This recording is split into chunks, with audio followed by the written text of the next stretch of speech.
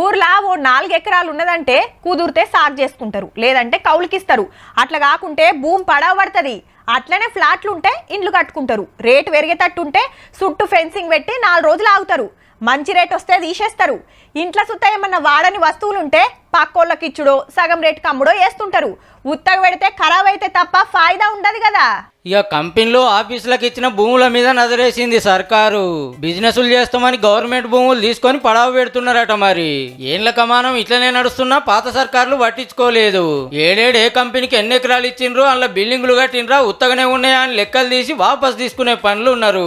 హైదరాబాద్, రంగారెడ్డి, మేడ్చల్ జిల్లాల్లో 100 ఎకరాలు ఖాళీగా ఉన్నాయట. ఆల్రెడీ 138 కంపెనీలకు ఇచ్చిన 164 ఎకరాల భూములు పడవ పెడితే నోటీసులు పంపిండ్రు.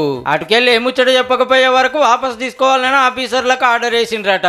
చేయాల్సిందే మరి. జాగాలు అట్లనే పెడితే ఫాయిదా ఏముంటది? అదే కంపెనీ పెడితే 100 మందికి జాబులు వస్తాయి, చుట్టుముట్టు డెవలప్మెంట్ జరుగుతుంది, సర్కార్కు ట్యాక్సుల పేరు మీద ఇంత ఆమ్దాని వస్తుంది. ఉత్తగుంటే కబ్జాలు అవుతాయి. అందుకే వాపస్ తీసుకొని భూములకు జియో ట్యాగింగ్ పెట్టి సర్కార్ భూములు కాపాడతారట. ఇక ఏర్పడ్డాక హైదరాబాద్ 10 ఏళ్ళు ఆంధ్ర తెలంగాణకు రాజధాని ఉంది కాబట్టి ఆంధ్ర కోసం కొన్ని బిల్డింగులు ఇస్తే ఇప్పుడు టైం వచ్చినందుకు ఆ బంగ్లాలు ఖాళీ అయినాయి. అవి సుత ఎట్లా వాడుకోవాలనేది ఆలోచన చేస్తున్నారు. మంచి సెంటర్లుంటే ప్రైవేట్ ఆఫీసులకు కిరాయిలకు ఇస్తారట. అటు సర్కార్ భూములు కాపాడుకోవాలి, ఖాళీగా ఉన్న బిల్డింగులు వాడుకోవాలి. ఉత్తగుంటే ఖరాబ్ అవుడు తప్ప ఏమొస్తుంది మరి.